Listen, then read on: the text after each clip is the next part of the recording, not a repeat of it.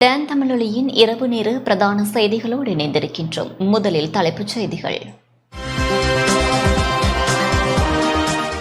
தேர்தல் இடம்பெறும் போது அரசாங்கம் வீட்டுக்கு செல்லும் என நாடாளுமன்ற உறுப்பினர் நாளக்க கொடஹேவா கருத்து.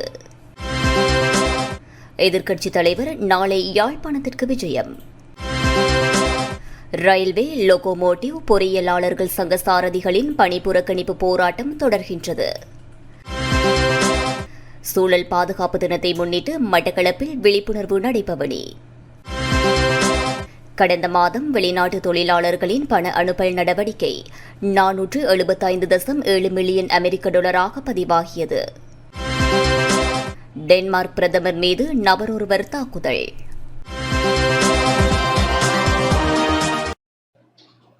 தொடர்வது முதன்மைச் செய்தி.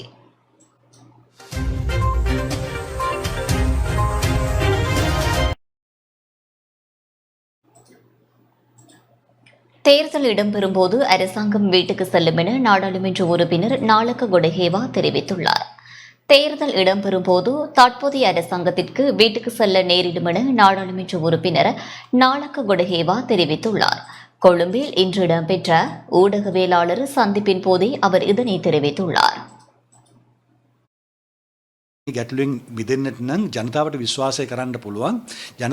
எவ்வாறாயினும் ஆட்சிக்கு வர வேண்டும் என்பதே அனைத்து தரப்பினரினதும் எதிர்பார்ப்பாக உள்ளது. நாடு பாரிய பொருளாதார நெருக்கடிக்குள் சிக்கொண்டுள்ளது. நாடு நெருக்கடியில் இருந்து மீள வேண்டுமாயின் மக்களின் நம்பிக்கையை வென்ற ஒருவரே நாட்டின் தலைவராக வேண்டும். அந்த வகையில் ஜனாதிபதி தேர்தல் நிச்சயமாக செப்டம்பர் அக்டோபர் மாதத்திற்குள் இடம்பெற வேண்டும். மாறாக அதனை மேற்கொள்ளாது ரணில் விக்ரமசிங்க தலைமையிலான அணியினர் ஆட்சியை கொண்டு நடத்த எத்தனிக்கின்றனர். இருப்பினும் தேர்தலுக்கான காலம் நெருங்கி வருவதால் தேர்தல் நிச்சயம் இடம்பெறும். அவ்வாறு தேர்தல் இடம்பெறும் போது தற்போதைய அரசாங்கம் வீட்டுக்கு செல்ல நேரிடும்.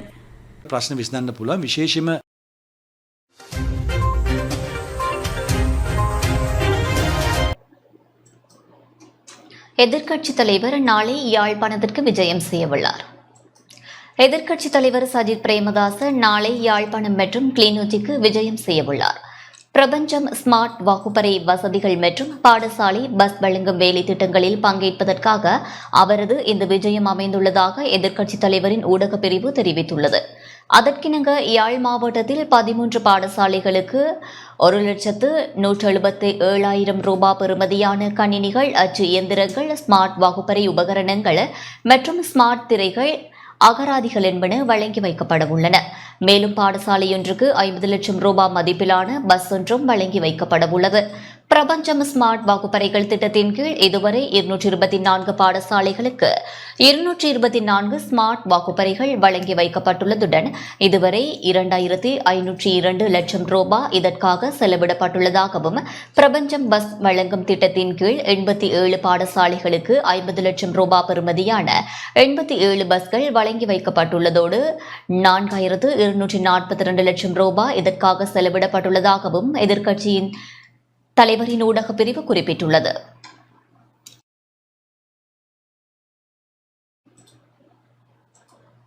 ரயில்வே லோகோமோட்டிவ் பொறியியலாளர்கள் சங்க சாரதிகள் ஆரம்பித்துள்ள பணி புறக்கணிப்பு போராட்டம் இன்றும் தொடர்கின்றது.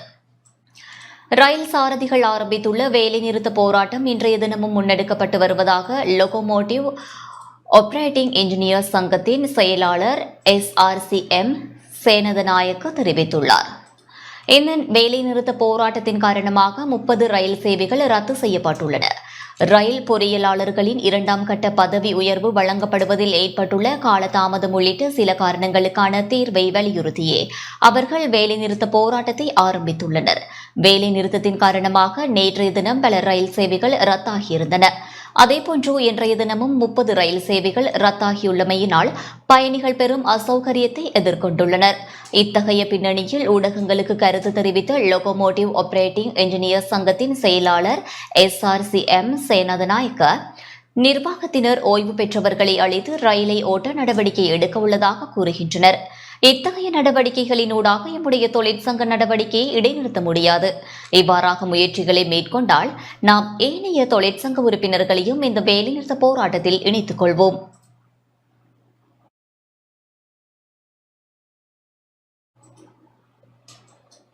சூழல் பாதுகாப்பு தினத்தை முன்னிட்டு மட்டக்களப்பில் விழிப்புணர்வு நடைபவனி நடைபெற்றது.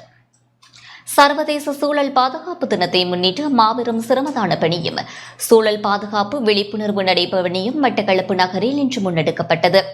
ஐரோப்பிய ஒன்றியத்தின் பரிந்துரைக்கமைய ஐக்கிய நாடு சபையின் அங்கீகாரத்துடன் 1972 ஆண்டு உலக சுற்றாடல் பாதுகாப்பு தினமாக பிரகடனப்படுத்தப்பட்டது. மட்டக்களப்பு அகட் கரிதாஸ் நிறுவனத்தின் ஏற்பாட்டில் மட்டக்களப்பு மாநகர ஆணையாளர் சிவலிங்கம் தலைமையில் மாநகர சபை முன்றலிலிருந்து மட்டக்களப்பு காந்தி பூங்கா வரை சுற்றுச்சூழலை பாதுகாக்கும் வகையில் திண்மக் கழிவுகளை அகற்றும் விழிப்புணர்வு சிரமதான பணி முன்னெடுக்கப்பட்டது. இதன் ஒரு அங்கமாக அகட் கரிதாஸ் நிறுவன பணிப்பாளர் அருட்பணி நிக்சன் அடிகளாரின் ஏற்பாட்டில் மட்டக்களப்பு மறைமாவட்ட ஆயர் ஜோசப் பொன்னையா ஆண்டகை தலைமையில் புனித மரியாள் பேராலயத்தில் மரநடுகை இடம்பெற்றது. அத்தோடு காந்தி பூங்காவில் சுற்றுச்சூழலை பாதுகாக்கும் நோக்கில் மரக்கன்றுகளும் வழங்கப்பட்டன. மட்டக்களப்பு மறைமாவட்ட ஆயர் ஜோசப் பொன்னையா ஆண்டகை தலைமையில் நடைபெற்ற இந்நிகழ்வில் பிரதம அதிதியாக மட்டக்களப்பு மாநகர ஆணையாளர் சிவலிங்கம், மாவட்ட சிரேஷ்ட போலீஸ் அத்தியட்சகர் அமல் எதிரிமான, கள்ளடி 243வது ராணுவ படைப்பிரிவு கட்டளை அதிகாரி சந்திம குமாரசிங்க, விமானப்படை குரூப் கேப்டன் சரத் பண்டார, செங்கலடி மறைக்கோட்ட குரு முதல்வர் அருட்பணி தேவதாச நடிகளார், மட்டக்களப்பு வர்த்தக சம்மேளன தலைவர் செல்வராசா மற்றும் சர்வமத தலைவர்கள், அருட்சகோதரிகள், அருட்தந்தையர்கள், அருட்சகோதரர்கள், சாரணர், மாணவர்கள், கிராம மட்ட சர்வமத குருக்கள், பொதுமக்கள் என பலர் கலந்து கொண்டனர்.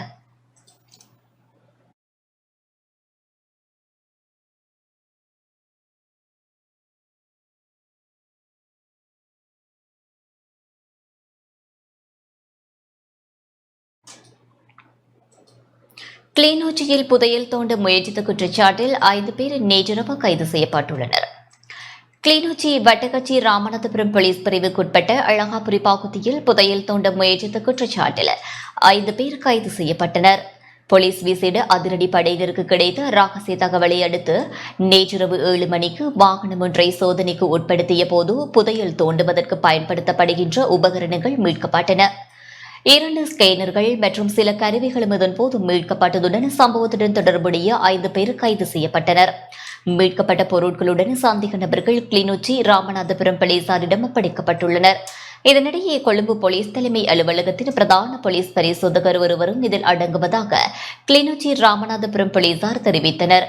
அத்துடன் ஏறாவூர், கந்தலாய், கொழும்பு பகுதியை சேர்ந்தவர்களே சம்பவத்தில் கைது செய்யப்பட்டுள்ளனர்.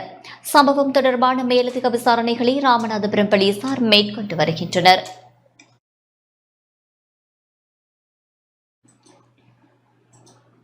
நுவரெலியா மஸ்கெலியா பிரதேச வைத்தியசாலையில் நேற்று அமைதியின்மை ஏற்பட்டது. நபர் ஒருவர் உயிரிழந்த சம்பவம் தொடர்பில் நுவரெலியா மஸ்கெலியா பிரதேச வைத்தியசாலையில் நேற்று மாலை அமைதியின்மை ஏற்பட்டது. மஸ்கெலியா குயின்ஸ்லாந்து தோட்டப்பகுதியில் சுகையினம் காரணமாக நபர் ஒருவர் திடீரென உயிரிழந்த சம்பவம் தொடர்பில் மஸ்கெலியா வைத்தியசாலைக்கு சென்ற மக்களுக்கும் வைத்தியசாலை உத்தியோகத்தர்களுக்கும் இடையில் அமைதியின்மை ஏற்பட்டது.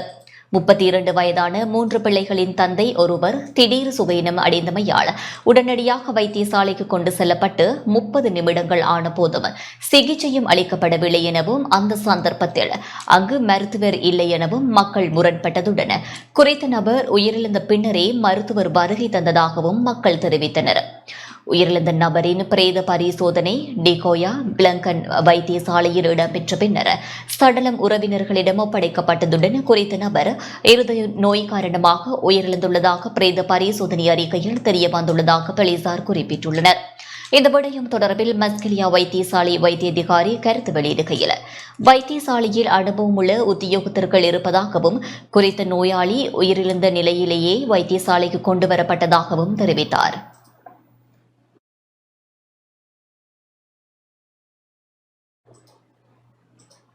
அபிவிருத்தி உத்தியோகத்தர்களுக்கான முதலாவது வினைத்திறன்காண் தடை பரீட்சை கருத்தரங்கு யாழ்ப்பாணத்தில் இன்று ஆரம்பமானது. அபிவிருத்தி உத்தியோகத்தர்களுக்கான முதலாவது 2 நாள் வினைத்திறன்காண் தடை பரீட்சை கருத்தரங்கு யாழ்ப்பாணத்தில் இன்று காலை ஆரம்பமானது. யாழ் நல்லூர் பிரதேச செயலகத்தில் இந்த கருத்தரங்கு நடைபெறுகின்றது. வடமாகாண அபிவிருத்தி உத்தியோகத்தர்கள் சங்கத்தின் ஏற்பாட்டில் குறித்த கருத்தரங்கு முன்னெடுக்கப்படுகின்றது. இன்று காலை ஆரம்பமான கருத்தரங்கு மாலை 4 மணி வரை நடைபெறுவதுடன் நாளையும் காலை 9 மணி முதல் மாலை 4 மணி வரை நடைபெறவுள்ளது. யாழ்ப்பாணத்தில் அபிவிருத்தி உத்தியோகத்தர்களுக்கான 2வது தலைதாண்டில் பரீட்சைக்குரிய வகுப்புகள் இன்றும் நாளையும் காலமை 8:30 தொடக்கம் ஈவினிங் 4:30 வரையும் ஒழுங்கு செய்யப்பட்டிருக்கின்றோம். கருத்தரங்கானது வடமாகாண அபிவிருத்தி உத்தியோக சங்கத்தினரால் 2 நாள் கருத்தரங்காக இலவசமாக எமது உத்தியோகத்திற நலன் கருதி வழங்கப்படுவது. இதேவேளை 2வது வினைத்திறன்காண் தடை பரீட்சை கருத்தரங்கு யாழ்ப்பாண பிரதேச செயலகத்தில் இன்று காலை ஆரம்பமானது. இன்று காலை 8:30க்கு ஆரம்பமான கருத்தரங்கு மாலை 4 மணி வரை நடைபெறுவதுடன் நாளையும் காலை 8:30 முதல் மாலை 4 மணி வரை நடைபெறவுள்ளது. எங்களுடைய சங்கத்தால் யாழ்ப்பாணம், கிளிநொச்சி, முல்லைத்தீவு, மன்னார், வவுனியா ஆகிய இந்த எங்களுடைய மாகாணத்துக்குட்பட்ட மாவட்டங்களைச் சேர்ந்த உத்தியோகத்தர்களை மேம்பாடடைய செய்வதை நோக்கமாக கொண்டும் இந்த பரீட்சையில் அவர்கள் இலகுவாக முகம் கொடுக்கக்கூடிய வகையிலும் இந்த துறை சார்ந்த நிபுணத்துவம் வாய்ந்த இலங்கை நிர்வாக சேவை மற்றும் இலங்கை அக்கவுண்டிங் சர்வீஸ் போன்ற துறைகளை சார்ந்த வளவாளர்களை நாங்கள் தேர்ந்தெடுத்து இவர்களுக்கான செயலமர்வுகளை நடத்துகின்றோம். எங்களுடைய எதிர்பார்ப்பு எங்களுடைய அபிவிருத்தி உத்தியோகத்தர்கள் இந்த வரப்பிரசாதங்களை பயன்படுத்தி அவர்கள் மேம்பாடடைய வேண்டும். தங்களுடைய துறை சார்ந்த தராதரங்களை உறுதிப்படுத்திக் கொள்வதற்கும் உரிய காலங்களில் இந்த பரீட்சையில் சித்தியடைந்து எங்களுடைய மக்களுக்கு குறிப்பாக யுத்தத்தால நெருக்கடிகளை பாதிப்புகளை எதிர்கொண்ட எங்களுடைய வடக்கு மாகாண மக்களுக்கு மிகச்சிறந்த சேவையை ஆற்றி இலங்கையினுடைய முக்கிய சேவையாளர்களாக எங்களுடைய அபிவிருத்தி உத்தியோகத்தர்கள் திகழ வேண்டும் என்பதை கருத்தில் கொண்டு இந்த செயலமர்வு ஒழுங்குபடுத்தப்பட்டிருக்கிறது. இவை கட்டங்கட்டமாக ஏனைய மாவட்டங்களையும் நடத்தப்படுவதற்கான ஏற்பாடுகளும் புரியப்பட்டிருக்கிறது. அமைச்சர் டக்ளஸ் தேவானந்தா ஊடாக இந்திய சிறைகளில் உள்ள இலங்கை மீனவர்களை விடுவிக்க நடவடிக்கை எடுக்கப்படும் என அமைச்சரின் மன்னார் மாவட்ட இணைப்பாளர் சுப்பையா சந்துரு தெரிவித்துள்ளார். மீன்பிடி தொழிலுக்காக சென்று எல்லை தாண்டிய குற்றச்சாட்டில் இந்திய சிறைகளில் அடைக்கப்பட்டுள்ள இலங்கை மீனவர்களை விடுவிக்க கடற்றொழில் அமைச்சர் டக்ளஸ் தேவானந்தா ஊடாக நடவடிக்கை எடுக்கப்படும் என ஈழமக்கள் ஜனநாயக கட்சியின் மன்னார் மாவட்ட நிர்வாக செயலாளரும் அமைச்சரின் மாவட்ட இணைப்பாளருமான சுப்பையா சந்துரு தெரிவித்துள்ளார். இன்று கட்சியின் மன்னார் மாவட்ட அலுவலகத்தில் நடத்திய ஊடக சந்திப்பில் இவ்வாறு குறிப்பிட்டார். இந்த ஊடக சந்திப்பில் இந்திய சிறைகளில் இருந்து விடுதலையான தலைமன்னாரை சேர்ந்த 4 மீனவர்கள் பங்கேற்றனர். இயற்கை அனர்த்தங்களால் ஏற்படும் விளைவுகளை அடுத்து இந்திய எல்லையை சென்றடைந்து இந்திய கடலோர காவல்படையினால் கைது செய்யப்படுபவர்கள் தொடர்ந்து சிறைகளில் வாடிய சந்தர்ப்பங்கள் முன்னர் இடம்பெற்றிருக்கிறது. ஆனால் இனிமேல் அவ்வாறான பிரச்சனைகள் ஏற்படும் பொழுது எங்களது கவனத்துக்கு வந்தால் நாங்கள் நிச்சயமாக கௌரவ அமைச்சரை தொடர்பு கொண்டு அவர்களை விடுதலை செய்வதற்கு நடவடிக்கை எடுப்போம் என்று தெரிவித்துக் கொள்கிறேன். இலங்கையிலிருந்து நிறைய பேர் மீன் பிடிக்க சென்ற இடத்துல இயற்கை காரணமாக இன்ஜின் கோளாறு காரணமாக நிறைய பேர் அடைஞ்சு இந்திய எல்லைக்குள்ள இந்தியன் கிடைப்பதனால கைது செய்யப்படுறாங்க. அவங்களுக்கு எந்த ஒரு முடிவும் எடுக்க மாட்டேங்கிறாங்க. அவங்க நிறைய காலம் சிறையிலேயே வாழ்ந்து வராங்க. அவங்க குடும்பங்கள் ரொம்ப கஷ்டப்படுது. இங்க இருக்க மினிஸ்டர் ஐயா, டாக்டர் தேவானந்தா சரி, அவங்களுக்கு உதவி செஞ்சு அவங்களை கூடிய சீக்கிரம் நாட்டுக்கு திரும்பி வாரத்துக்கு உதவி செய்யுமாறு தாழ்மையுடன் கேட்டுக்கொள்கிறோம். நாங்க 5 பேர் மீனவர்களும் 11ஆம் மாசம் 21ஆம் தேதி இந்திய எல்லைக்குள் குடிப்பட்டோம். நாங்க மழை காரணமாக தான் எங்களுக்கு தெரிய அந்த எல்லைக்குள்ள போனது, தெரியாம தான் உள்ள போனது. அதனால நாங்க பிடிபட்டோம். 500 கிலோ மீனோட எங்களை அரெஸ்ட் பண்ணாங்க. அப்ப எங்க குடும்பம் செய்ய கஷ்டப்பட்டு கடைசியா டக்ளஸ் ஐயாட்ட போயிட்டு மனு கொடுத்தாங்க. டக்ளஸ் ஐயா தான் எங்களுக்கு நாட்டுக்கு வர வைக்கிறதுக்கு இந்த பற்று சீட்டுக்கு உதவி செய்தார். கழனி ஆற்றின் இரு கரைகளிலும் உள்ள மக்களுக்காக புதிய நகரம் ஒன்றை உருவாக்குவது குறித்து கவனம் செலுத்தப்பட்டுள்ளது. வெள்ளத்தினால் பாதிக்கப்பட்ட ஒவ்வொரு வீட்டிற்கும் 10,000 ரூபாய் கொடுப்பனவு வழங்கப்படும் என தேசிய பாதுகாப்பு தொடர்பான ஜனாதிபதியின் சிரேஷ்ட ஆலோசகரும் ஜனாதிபதி பணிக்குழாம் பிரதானியுமான சாகல ரத்நாயக்க தெரிவித்துள்ளார்.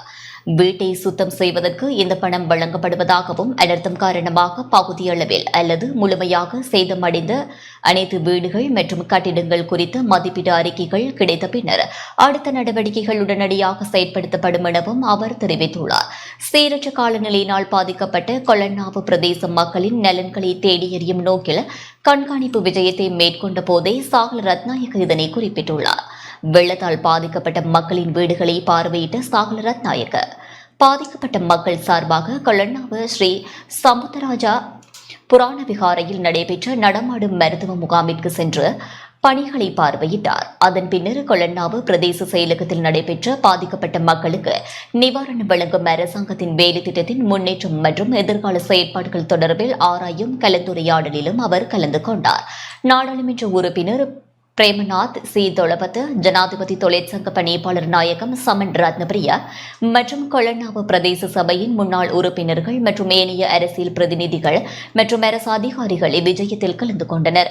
இதன்போது ஊடகங்களுக்கு கருத்து தெரிவித்த சாகல ரத்நாயக்க, කටයුතු අධිය කරගන්න ඉක්මනට. මොකද නිවාස පිරිසිදු වෙන්න ඕනේ, දරු පවුලකේවට ආයෙත් ඇතුල් වෙන්න පුළුවන් වෙන්න ඕනේ, මූලික බඩු මුට්ටු ටික හානි වුණා නම් ஜனாதிபதியின் பணிப்புரையின் பிரகாரம் அனர்த்தத்தினால் முற்றாக சேதமடைந்த வீடுகள் அனைத்தும் ராணுவத்தின் பங்களிப்புடன் அரசு செலவில் நிர்மாணிக்க நடவடிக்கை எடுக்கப்பட்டுள்ளது. இதற்கிடையில் மருந்துகள் தேவைப்படும் மக்களுக்கு மருந்துகளை வழங்கும் வேலை திட்டம் முன்னெடுக்கப்பட்டுள்ளது. மேலும் டெங்கு நோய் பரவும் அபாயத்தில் உள்ளோம், அதை எதிர்கொள்ளும் திட்டத்தை தயாரித்துள்ளோம். கடற்படை, செஞ்சிலுவை சங்கம் மற்றும் அனர்த்தங்களினால் பாதிக்கப்படாத அருகிலுள்ள மக்களையும் இணைத்துக் கொண்டு பாதிக்கப்பட்ட மக்களுக்கு நிவாரணம் வழங்குவது எனும் நடவடிக்கை எடுக்கப்பட்டுள்ளது. அனர்த்தத்தினால் பாதித்த பகுதிகளில் உள்ள மக்களின் ஆரோக்கியத்தை மீட்டெடுக்க வைத்திய முகாம்கள் நடத்தப்பட்டு வருகின்றன. வெளிநாட்டு மருத்துவ குழுக்களுக்கும் வைத்திய முகாம்களை நடத்தும் பணியில் ஈடுபட்டுள்ளன. பிரதேச செயலகங்கள் ஊடாக பல மருத்துவ சிகிச்சை நிலையங்கள் நடத்தப்பட்டு வருகின்றன. பாதிக்கப்பட்ட மக்களின் ஆரோக்கியத்தை மேம்படுத்த ராணுவ மருத்துவ குழுக்களும் தயார்படுத்தப்பட்டுள்ளன. அனர்த்தத்தால் பாதிக்கப்பட்ட அனைத்து பிரதேச மக்கள் குறித்தும் ஜனாதிபதி தொடர்ந்து கவனம் செலுத்தி வருகின்றார். அதிகாரிகளுக்கு தேவையான அனைத்து நிவாரணங்களையும் வழங்குமாறு ஜனாதிபதி பணிப்புரை விடுத்துள்ளார். மேலும் இதுபோன்ற வெள்ளப்பெருக்கு மீண்டும் ஏற்படாமல் இருக்க தகுந்த திட்டம் குறித்து ஆய்வு செய்யப்பட்டு வருகின்றது. அனுமதியற்ற நிர்மாணங்கள், காணிகளை நிரப்புதல் போன்ற காரணங்களால் இதுபோன்ற வெள்ளப்பெருக்கு ஏற்பட்டுள்ளதாக தெரிய வருகின்றது. எனவே வெள்ளத்தை கட்டுப்படுத்த அனுமதியற்ற கட்டுமானம் மற்றும் காணி நிரப்பு பணிகளை நிறுத்த அமைச்சரவை அங்கீகாரத்தை பெறவும் எதிர்பார்க்கப்படுகின்றது. கழனி ஆற்றின் இரு கரைகளிலும் உள்ள மக்களுக்காக புதிய நகரம் ஒன்றை உருவாக்குவது குறித்தும் கவனம் செலுத்தப்பட்டுள்ளது. அதற்காக மருத்துவமனைகள், பாடசாலைகள், அடுக்குமாடி குடியிருப்புகள் என அனைத்து வசதிகளுடன் கூடிய நகரத்தை உருவாக்க திட்டமிடப்பட்டுள்ளது. இந்த பகுதியில் ITH மருத்துவமனை, இலங்கை போக்குவரத்து சபை போன்ற அரசு நிறுவனங்கள் உள்ளன.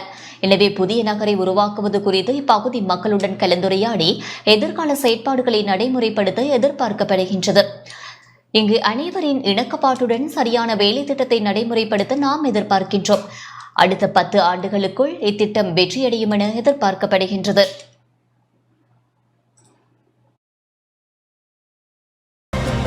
செய்திகள் தொடர்கின்றன. கம்பகாவில் இன்று அதிகாலை இடம்பெற்ற விபத்தில் 2 உயிரிழந்துள்ளனர். கம்பகா எடேரமுள்ள பிரதேசத்தில் உள்ள ரயில் கடவையில் இன்று அதிகாலை இடம்பெற்ற கோர விபத்தில் 2 உயிரிழந்துள்ளதாக போலீசார் தெரிவித்துள்ளனர். ரயில் கடவையில் கார் ஒன்று ரயிலுடன் மோதியதில் இந்த விபத்து இடம்பெற்றுள்ளதாக தெரிவிக்கப்படுகின்றது. விபத்தில் காரில் பயணித்த தந்தையும் மகளும் உயிரிழந்துள்ளதாக தெரிவித்துள்ள போலீசார் விபத்து குறித்து மேலதிக விசாரணைகளை மேற்கொண்டு வருகின்றனர்.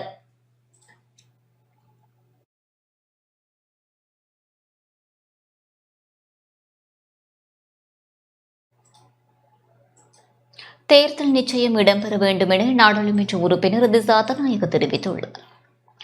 மக்கள் ஆணையற்ற ஜனாதிபதியால் பதவிக்காலத்தை நீடிக்க முடியாது என நாடாளுமன்ற உறுப்பினர் திசா அத்தநாயக்க தெரிவித்துள்ளார். கண்டியில் இன்று ஊடகங்களுக்கு கருத்து தெரிவித்த போதே அவர் இதனை தெரிவித்துள்ளார்.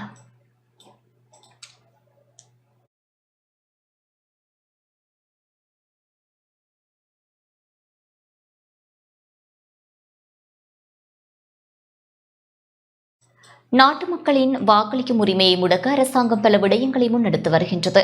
அவ்வாறு செயற்பட முடியாது, மாறாக தேர்தல் நிச்சயம் இடம்பெற வேண்டும். நாட்டின் ஜனாதிபதி தேர்தலினூடாக தெரிவு செய்யப்பட்டவர் அல்ல. ஆகவே தம்முடைய பதவி காலத்தை நீடிக்கும் யோசனையேனும் அவரால் முன்வைக்க முடியாது என தெரிவித்துக் கொள்ள விரும்புகின்றோம். பிரதமர் உள்ளிடங்களான அமைச்சரவை சேர்ந்தவர்கள் மக்களை ஆணையை பெற்று ஆட்சி பீடம் ஏறியுள்ள போதிலும் மக்களால் நிராகரிக்கப்பட்டுள்ள தரப்பினராகியுள்ளனர். ஜனாதிபதி தேர்தலை பிற்போடும் உரிமை எவருக்கும் கிடையாது. அவ்வாறு செயற்பட்டால் நாம் அதற்கு எதிராக வீதிக்கு இறங்க தயாராக உள்ளோம். அந்த வகையில் மக்களின் உரிமையை மீட்டுக் கொடுக்கும் விடயத்தில் ஐக்கிய மக்கள் சக்தி முன்னிற்கும் என தெரிவித்துக் கொள்ள விரும்புகின்றேன்.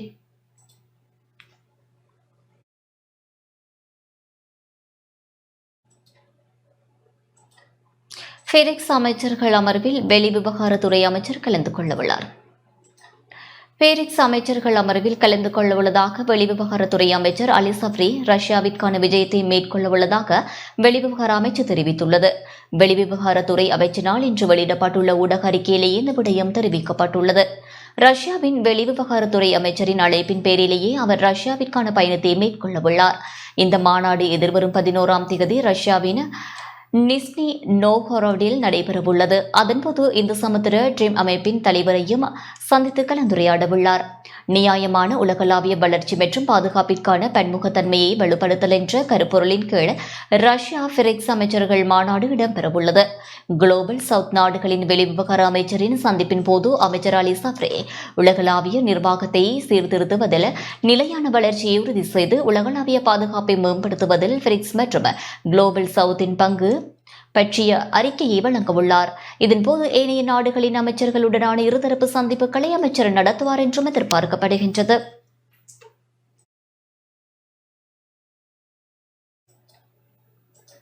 கடந்த மாதம் வெளிநாட்டு தொழிலாளர்களின் பண அனுப்பல் நடவடிக்கை 475.7 மில்லியன் அமெரிக்க டாலராக பதிவாகியுள்ளது. கடந்த மே மாதம் வெளிநாட்டு தொழிலாளர்களின் பண அனுப்பல் நடவடிக்கை 475.7 மில்லியன் அமெரிக்க டாலராக பதிவாகியுள்ளதாக இலங்கை மத்திய வங்கி தெரிவித்துள்ளது. இது தொடர்பில் அறிக்கை வெளியிடப்பட்டுள்ளது. இந்த வருட ஆரம்பத்திலிருந்து மே மாதம் வரையான பண அனுப்பல்கள் 2624.4 மில்லியன் அமெரிக்க டாலர்களாக பதிவாகியுள்ளது. கடந்த 2023ஆம் ஆண்டின் ஜனவரி முதல் மே மாதம் வரையான காலப்பகுதியுடன் ஒப்பிடுகையில் இந்த ஆண்டு வெளிநாட்டு தொழிலாளர்களின் பண அனுப்பல் நடவடிக்கையில் 11.8% வளர்ச்சி ஏற்பட்டுள்ளதாக இலங்கை மத்திய வங்கி குறிப்பிட்டுள்ளது.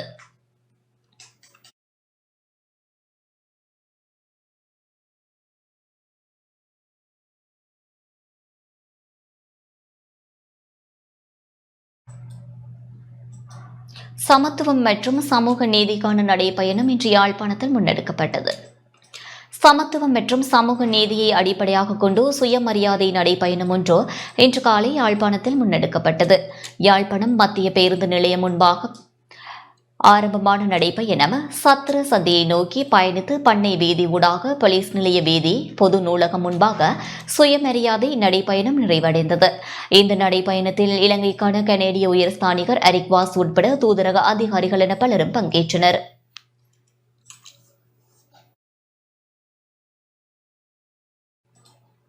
கொழும்பிலிருந்து வருகை தந்த நபர் ஒருவர் போலி நாணய வெற்றுத்தாள்களுடன் யாழ்ப்பாணம் திருநெல்வேலியில் கைது செய்யப்பட்டுள்ளார்.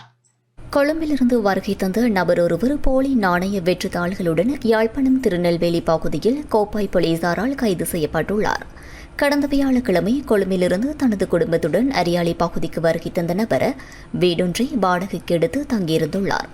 நேற்று திருநெல்வேலி பகுதியில் போலி நாணய வெற்றுத்தாள்களையும் அதற்கான இயந்திரத்தையும் விற்பனை செய்ய முயன்ற பொழுது கோப்பாய் போலீசாருக்கு கிடைத்த தகவலுக்கு அமைவாக சம்பவ இடத்திற்கு விரைந்த போலீசார் சந்தேக நபரை கைது செய்ததுடன் சான்று பொருட்களையும் கைப்பற்றினர்.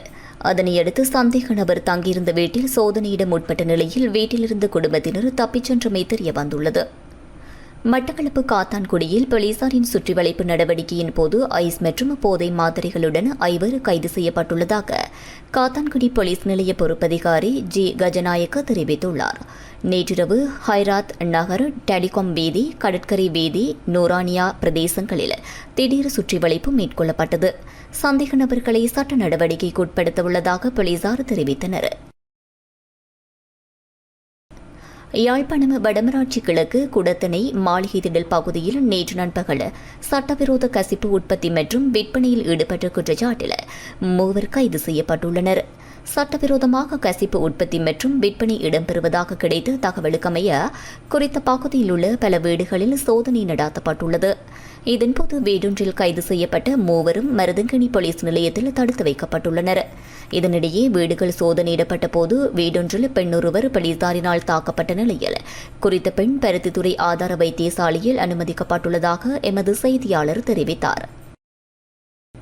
ஆபத்தை ஏற்படுத்தும் கோரிய ஆயுதங்களுடன் யாழ்ப்பாணம் சுன்னாகம் ஏவினை பகுதியில் சந்தேக நபர் ஒருவர் யாழ் பிராந்திய விசேட குற்றத்தடுப்பு பிரிவு போலீசாரால் கைது செய்யப்பட்டார். சுன்னாகம் ஏவினை பகுதியில் வெளிநாட்டு பிரஜை ஒருவருக்கு சொந்தமான வீட்டில் வாள் உள்ளிட்ட கோரிய ஆயுதங்கள் இருப்பதாக போலீசாருக்கு கிடைத்த ரகசிய தகவலுக்கமைய சோதனை நடவடிக்கை முன்னெடுக்கப்பட்டது. இதன்போது 8 ஆயுதங்கள் கைப்பற்றப்பட்டதுடன் சம்பவம் தொடர்பாக கைதான சந்தேக நபரிடம் விசாரணைகளை போலீசார் மேற்கொண்டு வருகின்றனர். களுத்துறை நீதவான் நீதிமன்ற வளாகத்தில் கடமையில் இருந்த போலீஸ் கான்ஸ்டபிள் மீது தாக்குதல் நடத்திய சம்பவம் தொடர்பில் கணவன் மனைவி ஆகியோர் கைது செய்யப்பட்டுள்ளனர். களுத்துறை பிரதேசத்தைச் சேர்ந்த தம்பதியினரே இவ்வாறு கைது செய்யப்பட்டுள்ளதாக களுத்துறை தெற்கு போலீசார் தெரிவித்துள்ளனர். நீதிமன்ற கடமையில் இருந்த போலீஸ் கான்ஸ்டபிள் ஒருவர் கைது செய்யப்பட்ட மனைவி அணிந்திருக்கும் உடை நீதிமன்றத்திற்குள் செல்வதற்கு பொருத்தமற்றதென கூறியுள்ளார். இதனால் இருதரப்பினருக்கும் இடையில் வாக்குவாதம் ஏற்பட்டு அது மோதலாக மாறிய நிலையில் தாக்குதல் நடத்தப்பட்டது. இவ்வாறான நிலையில் கணவனும் மனைவியும் போலீசாரால் கைது செய்யப்பட்டு பின்னர் போலீஸ் பிணையில் விடுவிக்கப்பட்டுள்ளனர். யாழ்ப்பாணம் சுழிபுரத்தில் கடற்கரையை சுத்தப்படுத்தும் நிகழ்வு நேற்று நடைபெற்றது. உலக சுற்றுச்சூழல் தினத்தினை முன்னிட்டு யாழ்ப்பாணம் சுழிபுரம் மேற்கில் கடற்கரையை சுத்தப்படுத்தும் பணி முன்னெடுக்கப்பட்டது. வலி மேற்கு சங்கானை பிரதேச செயலகத்தினால் இந்த பணி ஏற்பாடு செய்யப்பட்டிருந்தது. அதுடன் சுழிபுரம் கலைமகள் விளையாட்டுக் கழக மைதானத்தில் மரக்கன்றுகளும் நாட்டி வைக்கப்பட்டன. நிகழ்வில் சங்கானை பிரதேச செயலாளர் கவிதா உதயகுமார், பிரதேச செயலக உத்தியோகத்தர்கள், அலைமகள் கடற்றொழிலாளர் கூட்டுறவு சங்கத்தினர், சமூகமட்ட அமைப்புகளின் பிரதிநிதிகள் என பலரும் கலந்து கொண்டனர்.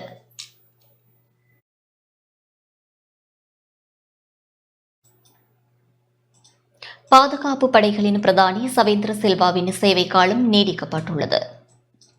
பாதுகாப்பு படைகளின் பிரதானி ஜெனரல் ஷவேந்திர சில்வாவின் சேவை காலம் மேலும் நீடிக்கப்பட்டுள்ளது. அதற்கமைய கடந்த 1ஆம் திகதி முதல் எதிர்வரும் டிசம்பர் மாதம் 31ஆம் திகதி வரை சேவை நீடிப்பு வழங்கப்பட்டுள்ளது. அதிவிசேட வர்த்தமானி அறிவித்தல் ஊடாக இந்த சேவை நீடிப்பு தொடர்பான அறிவிப்பு வெளியிடப்பட்டுள்ளது. ஜனாதிபதி ரணில் விக்ரமசிங்கவின் அனுமதியின் கீழ் ஜெனரல் ஷவேந்திர சில்வா பாதுகாப்பு படைகளின் பிரதானியாக மேலும் 7 மாதங்களுக்கு செயல்படவுள்ளார்.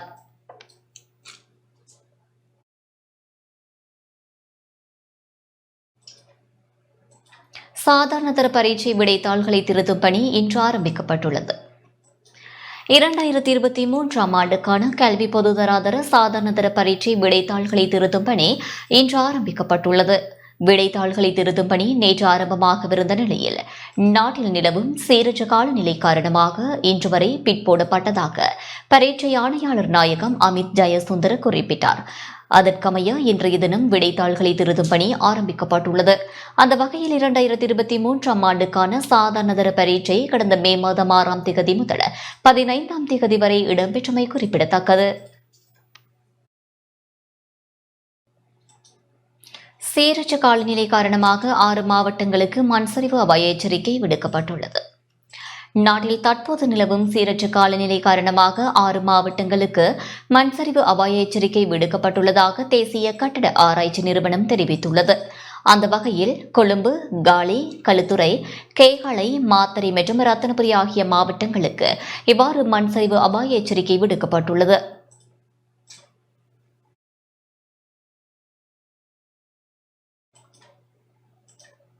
ஐக்கிய மக்கள் சக்தியில் புதிய அங்கத்தவர்களை இணைத்துக் கொள்ளும் புதிய வேலை திட்டம் ஆரம்பிக்கப்பட்டுள்ளது.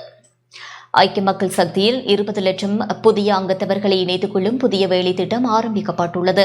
நேற்று முதல் 16ஆம் திகதி வரை நாடளாவிய ரீதியில் இந்த வேலை திட்டம் முன்னெடுக்கப்பட உள்ளதாக எதிர்க்கட்சித் தலைவரின் ஊடக பிரிவு தெரிவித்துள்ளது. இந்த வேலை திட்டத்தின் ஊடாக ஒவ்வொரு வட்டாரத்திலிருந்தும் 200 புதிய அங்கத்தவர்களை இணைத்துக் கொள்ள உத்தேசிக்கப்பட்டுள்ளதாகவும் 10 நாட்களுக்குள் 20 லட்சம் புதிய அங்கத்தவர்களை ஐக்கிய மக்கள் சக்திக்கு இணைக்கும் பாரிய செயற்பாட்டை முன்னெடுப்பதற்கான சகல ஏற்பாடுகளும் மேற்கொள்ளப்பட்டுள்ளதாகவும் எதிர்க்கட்சித் தலைவரின் ஊடக பிரிவு மேலும் குறிப்பிட்டுள்ளது.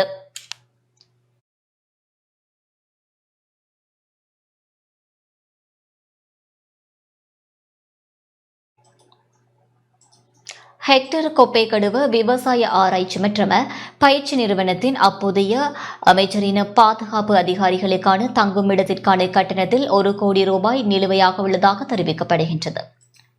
ஹெக்டர் கொப்பேகடுவ விவசாய ஆராய்ச்சி மற்றும் பயிற்சி நிறுவனத்தின் அப்போதைய அமைச்சரின் பாதுகாப்பு அதிகாரிகளுக்கான தங்குமிடத்திற்கான கட்டணத்தில் 1 கோடி ரூபாய் நிலுவையாக உள்ளதாக தேசிய கணக்காய்வு நிறுவனம் தெரிவித்துள்ளது.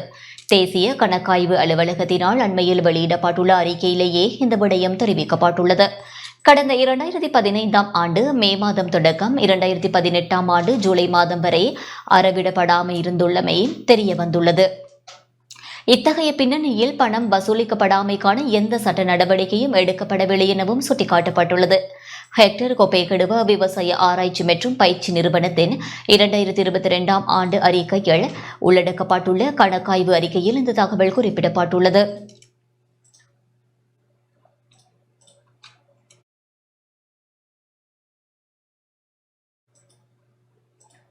கல்வி ராஜாங்க அமைச்சர் ஆனா அரவிந்தகுமார் ரஷ்யாவுக்கு விஜயம் செய்துள்ளார். கல்வி ராஜாங்க அமைச்சர் ஆனா அரவிந்தகுமார் மாநாடொன்றில் பங்கேற்பதற்காக ரஷ்யாவுக்கு விஜயம் செய்துள்ளார். நாளை முதல் எதிர்வரும் 13ஆம் தேதி வரை ரஷ்யாவின் கசான் நகரில் எதிர்காலத்தை வடிவமைத்தல் என்ற துணைப்பொருளின் கீழ் மாநாடு இடம்பெறவுள்ளது. இந்த மாநாட்டில் ஆசிய நாடுகள், காமன்வெல்த் நாடுகள் மற்றும் லத்தீன் அமெரிக்க நாடுகளின் கல்வி அமைச்சர்கள் பங்கேற்க உள்ளனர். இதில் இலங்கை பிரதிநிதியாக கல்வி ராஜாங்க அமைச்சர் அருணாச்சலம் அரவிந்தகுமார் பங்கேற்கின்றார். செய்திகள் தொடர்கின்றன. யாழ்ப்பாணம் உரும்பிராய் செல்வபுரம் கிராமத்தில் பாடசாலை மாணவர்களுக்கு கற்றல் உபகரணங்கள் வழங்கி வைக்கப்பட்டுள்ளன. தமிழ் தேசிய மக்கள் முன்னணியின் அனுசரணையுடன் கிராமிய உழைப்பாளர் சங்கத்தின் ஏற்பாட்டில் யாழ்ப்பாணம் உரும்பிராய் செல்வபுரம் கிராமத்தில் பாடசாலை மாணவர்களுக்கு கற்றல் உபகரணங்கள் வழங்கி வைக்கப்பட்டுள்ளன. 50 மாணவர்களுக்கு இந்த கற்றல் உபகரணங்கள் வழங்கப்பட்டன. நிகழ்வில் முன்னணியின் பொதுச் செயலாளரும் நாடாளுமன்ற உறுப்பினருமான செல்வராசா கஜேந்திரன், அக்கட்சியின் உறுப்பினர்கள் மற்றும் கிராமிய உழைப்பாளர்கள் சங்கத்தின் இணைப்பாளர் எஸ். இன்பம் உள்ளிட்ட அச்சங்கத்தினர் என பலரும் கலந்து கொண்டிருந்தமை குறிப்பிடத்தக்கது.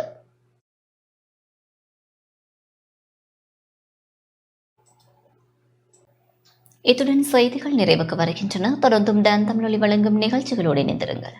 வணக்கம்.